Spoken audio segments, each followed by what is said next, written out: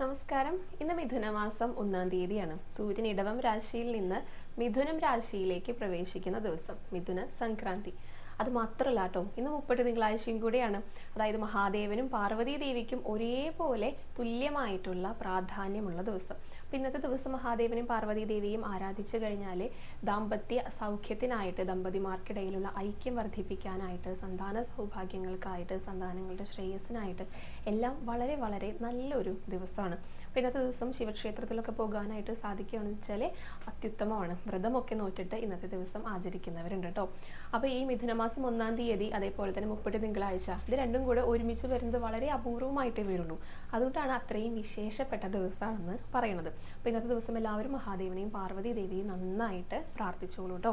അപ്പോൾ ഇങ്ങനെ ഒരു ദിവസം ആയതുകൊണ്ട് തന്നെ മഹാദേവന്റെയും പാർവതീ ദേവിയുടെയും വിവാഹത്തിന് അനുബന്ധമായിട്ടുള്ള ഒരു കഥാസന്ദർഭമാണ് പറയാനായിട്ട് പോകുന്നത് കേട്ടോ. ഇവർ രണ്ടുപേരും വിവാഹം കഴിക്കാനായിട്ട് ഇരിക്കുകയാണ്.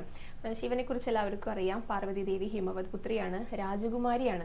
അപ്പോൾ വിവാഹം കഴിക്കുന്ന സമയത്തെ വരന്റെയും വധുവിന്റെയും പൂർവികരെ കുറിച്ചിട്ട്, അവരുടെ വംശ പരമ്പരകളെ കുറിച്ചിട്ട്, അതേപോലെ തന്നെ അവരുടെ രക്തം എത്രത്തോളം ശുദ്ധമാണ്, അങ്ങനെയുള്ള കാര്യങ്ങളെ കുറിച്ചൊക്കെ ചർച്ച ചെയ്യും, അവിടെ അവതരിപ്പിക്കും. അപ്പോൾ പാർവതീ ദേവി ആണെങ്കിലോ ഹിമവത് പുത്രി ആയതുകൊണ്ട് തന്നെ വളരെ മഹത്തരമായിട്ടുള്ള കാര്യങ്ങളാണ് പാർവതീ ദേവിയെ കുറിച്ച്, വംശ പരമ്പരയെ കുറിച്ചിട്ട്, പൂർവികരെ കുറിച്ചിട്ടൊക്കെ അവിടെ പറയുന്നുണ്ടായിരുന്നത്.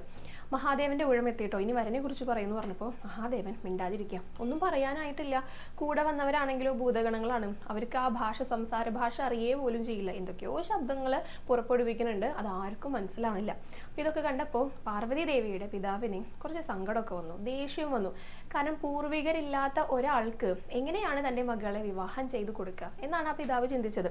അങ്ങനെ ഇരിക്കുന്ന സമയത്ത് നാരദ മഹർഷി അവിടെ എത്തിയിട്ടുണ്ടായിരുന്നു കേട്ടോ. അദ്ദേഹത്തിന്റെ കയ്യിൽ ഏകതാര എന്നുള്ള ഒരു ഒറ്റക്കമ്പിയുള്ള ഒരു വീണ ഉണ്ടായിരുന്നു. അത് വീട്ടിക്കൊണ്ട് അതിൽ നിന്ന് ശബ്ദം പുറപ്പെടുവിച്ചുകൊണ്ട് അദ്ദേഹം അങ്ങോട്ട് വന്നു.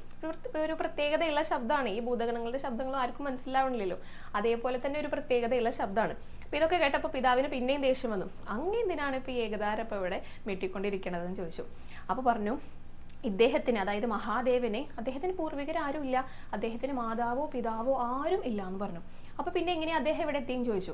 അപ്പൊ പറഞ്ഞു, അദ്ദേഹത്തിന്റെ ജനനം അല്ലെങ്കിൽ അദ്ദേഹത്തിന്റെ അടിസ്ഥാനം ഈ ശബ്ദമാണ്, ഈ സ്പന്ദനമാണ്.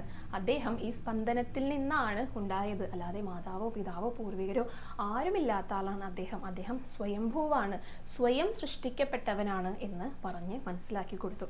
അങ്ങനെ ഈ രണ്ടുപേരുടെയും വിവാഹം അവിടെ വെച്ച് നടക്കുകയാണ്. അപ്പോൾ ആ മഹാദേവന്റെയും പാർവതീ ദേവിയുടെയും അനുഗ്രഹം ധാരാളമായിട്ട് ലഭിക്കുന്ന ഒരു ദിവസമാണ് കേട്ടോ. അപ്പോൾ ഇന്ന് എല്ലാവരും ഉമാമഹേശ്വരന്മാരെ നന്നായിട്ട് ആരാധിച്ചോളൂ, പ്രാർത്ഥിച്ചോളൂ.